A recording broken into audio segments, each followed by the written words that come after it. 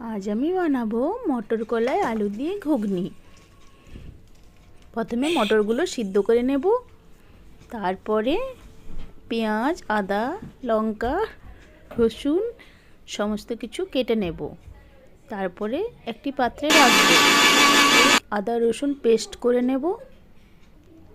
তারপরে আমি গ্যাসটা জ্বালিয়ে কড়াইটা বসিয়ে নেব। তারপরে কড়াইটা বসিয়ে সর্ষের তেল নিয়ে নেব।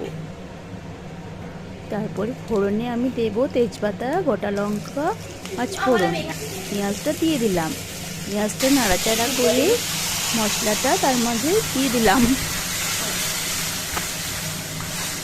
মশলাটা ভালো করে নাড়িয়ে মটর আর আলু আমি একসাথে দিয়ে ভালো করে ম্যাশ করে নাড়াচাড়া করে নিলাম। তারপরে মেথি, গরম মশলা দিয়ে বেশ ভালো করে মাখিয়ে